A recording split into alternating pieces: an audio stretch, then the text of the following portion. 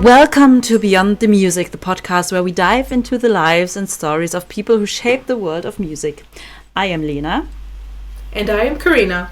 We're both classically trained singers, and this podcast is our chance to explore the fascinating intersections of music, history, and humanity. In our previous episode, we discussed unusual instruments that composers used in their pieces. And today, we will be exploring the relationship of Felix Mendelssohn Bartholdy and his sister, Fanny Hensel. Felix and Fanny Mendelssohn were born into one of the most culturally influential families of the 19th century Germany. Their grandfather, Moses Mendelssohn, was a renowned philosopher of the Enlightenment known for advocating religious tolerance and intellectual freedom. He laid the groundwork for the Mendelssohn family's intellectual and artistic legacy. Isn't it fascinating how their family combined intellectual brilliance with artistic passion? Absolutely. Their father, Abraham Mendelssohn, continued this legacy. Though he was a successful banker, he also had a deep appreciation for culture and was instrumental in supporting his children's education. Interestingly, he once wrote, "I was the son of a famous father, and now I am the father of a famous son," showing his awareness of the family's extraordinary contributions across the generations. And then there's their mother, Leah Mendelssohn, who played a pivotal role in their early musical development. A talented musician herself, Leah was their first piano teacher and exposed them to the works of Bach, Mozart, and Beethoven. It's no wonder that both Felix and Fanny displayed exceptional talent from such a young age. That's right. Fanny was such a prodigy that by the age of 14, she could play Bach's well-tempered clavier entirely from memory. Felix's talents were equally remarkable. His early compositions already hinted at the genius he would become. Their home, therefore, became a cultural hub, hosting Sunday musical salons that attracted Berlin's intellectual elite. Now, Lena, I don't know about you, but I have a hard time memorizing one piano piece, never mind the entirety of Bach's well-tempered clavier. Yeah, I would cry because I can't. So what I've been trying to get... But this just shows how fabulous Fanny was and how talented she was on the piano. And these salons, which you mentioned before, they were the places where they could practice their skills. They were more than just gatherings. They were incubators for creativity and collaboration. While Felix was encouraged to pursue a public career, Fanny's role was limited by societal norms. Despite this, Fanny made an indelible mark in these private performances, showcasing her compositions to an appreciative audience. It's interesting to note that their parents weren't entirely traditional, though. Abraham and Leah converted the family to Christianity from their Jewish heritage to ensure better opportunities for their children. This decision was controversial, but reflective of the pressures Jewish families faced in 19th century Europe. And the Mendelssohn family story is a fascinating blend of cultural adaptation, intellectual ambition, and artistic brilliance. Their nurturing environment gave Felix and Fanny a unique foundation to explore their musical talents, even though societal constraints shaped their path in very different ways. Fanny's journey as a musician was a vivid example of the challenges faced by women in 19th century Europe. Despite growing up in a progressive, intellectually rich environment, societal norms placed significant limitations on her aspirations. Her father, Abraham, famously wrote to her, "Music will perhaps become Felix's profession, while for you it can and must be only an ornament." This perspective, while harsh, was typical of the time. Sadly, women, particularly those of the upper middle class, were often relegated to the private sphere. They were expected to manage households and pursue artistic endeavors only as hobbies, never as careers. Fanny, however, was no ordinary woman. By the time she was a teenager, her talent rivaled Felix's, and she had already composed several sophisticated works. Yet, many of her compositions were published under Felix's name or remained unpublished during her lifetime. That is so sad to have your music not known as yours. However, there is a silver lining. Take her Easter Sonata, for example. For decades, it was mistakenly attributed to Felix until detailed analysis in 2010, 15 years ago, confirmed it was Fanny's work. Even then, the initial oversight reflects how society undervalued women's contributions to art and to music. It does. And Felix himself, despite his deep admiration for Fanny's talent, was a product of those societal norms. He hesitated to encourage her publishing ambitions, fearing it might harm her reputation and, by extension, the family's. In a letter he wrote, "She is too much, all that a woman ought to be. Publishing would only disturb her in these duties." While supportive of her talent privately, he couldn't fully endorse her stepping into the public sphere. Thankfully, his actions also revealed a profound respect for her artistry. Felix often referred to Fanny as his Minerva, the Roman goddess of wisdom. He sought her advice on his compositions and valued her feedback above all others. Some scholars even argue that Fanny's influence can be heard in Felix's works, including his songs without words. Their correspondence shows how intertwined their creative processes were. Felix once wrote, "I value your judgment more than that of anyone else."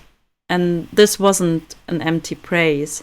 Fanny's insight genuinely shaped his music, just as Felix's orchestral innovations inspired her to experiment with larger forms like cantatas and piano trios. Her story also highlights broader issues of gender in music history.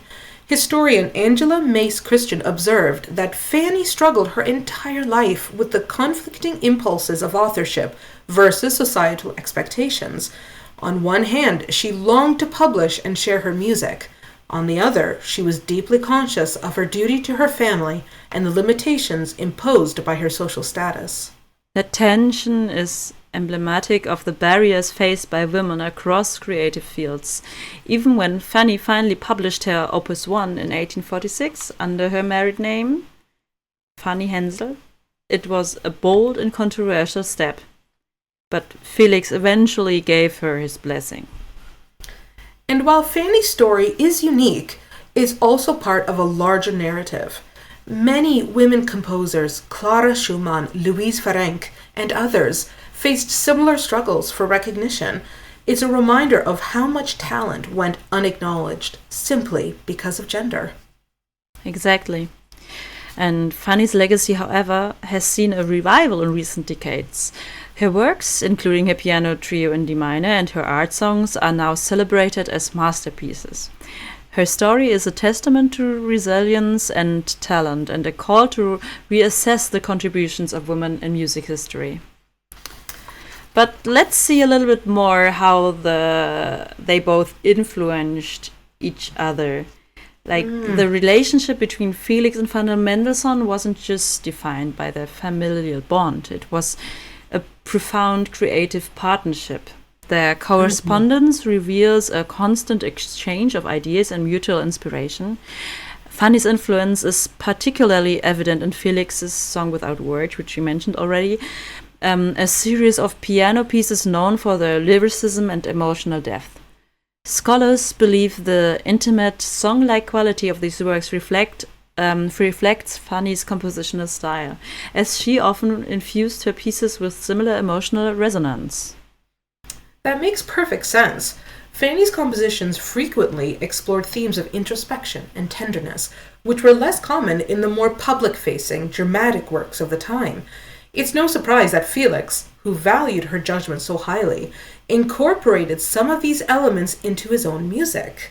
In fact, Felix once wrote to her, "I value your judgment more than that of anyone else." That's a testament to how much he trusted her musical insight. Absolutely. And this trust wasn't one-sided. Fanny was equally inspired by Felix's innovations. For example, her cantata Lobgesang, often compared to Felix's larger orchestral works, showcases her ambition to compose on a grander scale. It's fascinating to think about how their creative processes were intertwined. Felix would often seek Fanny's opinion on his scores, and her critiques were instrumental in shaping his final compositions. It's also worth mentioning their performances together. The Mendelssohn family salons in Berlin provided a unique platform where both siblings could experiment and collaborate. For example, Fanny would perform Felix's works, sometimes offering interpretations that influenced how he thought about phrasing and dynamics. At the same time, Felix championed Fanny's talent in private, not public, sharing her works with trusted colleagues like the journalist John Thompson, who admired her compositions. That's right, and even though Felix initially resisted Fanny's desire to publish her music, like we had already, like the sentence he said before, he ultimately supported her. And after she decided to publish her Opus 1 in 1846 under her married name, he wrote to her, "May you taste only the sweets and none of the bitterness of authorship." It's a bittersweet acknowledgement of her talent and the challenges she faced as a woman composer. And let's not forget how their shared upbringing contributed to their creative synergy. Both siblings were trained by the same teachers, like Ludwig Berger for piano and Carl Friedrich Zelter for composition. This gave them a common foundation in technique and theory, but their individual styles evolved in distinct ways, enriching their collaborations. I'm always so amazed when I hear about composers learning from other great composers. It's like, of course, they can only be good afterwards. A lot of people do know Zelter, their teacher, and he once described Fanny's talent to Goethe, by the way, like the Goethe. The Goethe. The Goethe.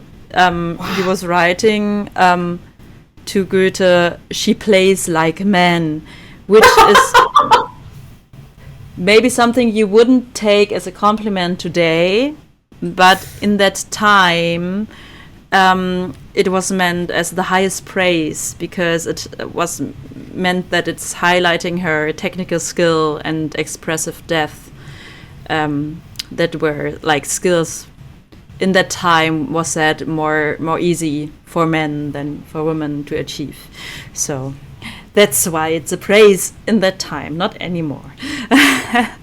Despite the societal restrictions placed on her, Fanny's genius couldn't be contained entirely within the private sphere. Exactly, and this collaborative relationship wasn't just about music.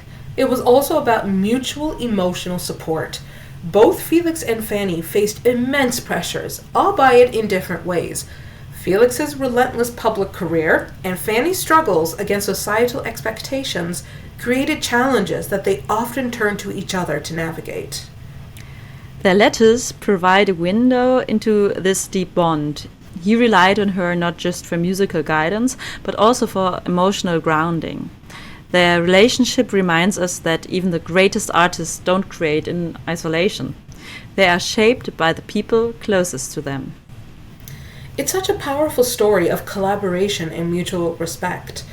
Despite the societal and personal challenges they faced, Felix and Fanny Mendelssohn found ways to support and inspire each other, leaving behind a shared legacy that continues to resonate today. Unfortunately, Fanny's life was tragically short. She passed away on May 14, 1847 from a stroke while rehearsing one of Felix's oratorios. Her sudden death devastated Felix, who wrote to a friend, "I cannot describe the shock. I can only say that I feel as though I must begin my life anew."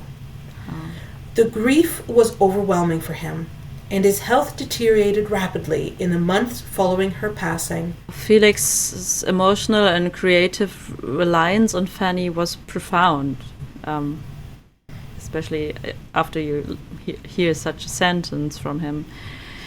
She wasn't just his sister, she was his confidant, collaborator, and one of the few people whose musical insight he trusted implicitly. Her death left a void in his life that he couldn't recover from. In fact, many scholars believe that Felix' string quartet in F minor, composed shortly after her death, was a direct response to his grief. The quartet is filled with a raw intensity and sorrow, and it's often interpreted as a tribute to Fanny. It's incredible to think about how much of an impact she had on his life and music. Even during her lifetime, her feedback shaped some of his most iconic works. Felix often consulted her while composing, and he valued her opinion above all others. In one letter he wrote, "I never want to finish a composition without knowing what you think of it." That says a lot about their deep relationship. It really does. Fanny's influence extended beyond personal encouragement. It's bittersweet. While her influence enriched Felix's legacy, her own genius was often overshadowed. Yet, in the years since her death, Fanny's music has experienced a renaissance. Pieces like her piano trio in D minor and her art songs are now celebrated as masterful works that stand alongside Felix's compositions. Exactly. Her story is not just a personal tragedy, but also a reminder of the systemic barriers that prevented women from fully participating in the artistic world. Historian Richard Taruskin, or however you say that name, once said, "The life of Fanny Mendelssohn Hensel is a compelling proof that a woman's failure to compete with men on the compositional playing field has been the result of social prejudice and patriarchal mores." Her story highlights how many voices were lost to history simply because they were women. And yet, Fanny's resilience and talent shined through in her music. She challenged those societal norms by publishing her works and hosting her own concerts. It's a testament to her determination and artistry that we are rediscovering her contributions today. Her death, so closely followed by Felix's just 6 months later, marked the end of an era for the Mendelssohn family. But their music lives on, a powerful reminder of their extraordinary bond and shared genius. Their story continues to inspire and provoke reflection on the intersections of talent, family, and the barriers of their time. Well, and I hope you enjoyed the episode as much as we did. If you like this episode, don't forget to subscribe and leave a review. Next time, we'll delve into another fascinating chapter of music history. Until then, keep listening and discovering the stories beyond the music. See you next time.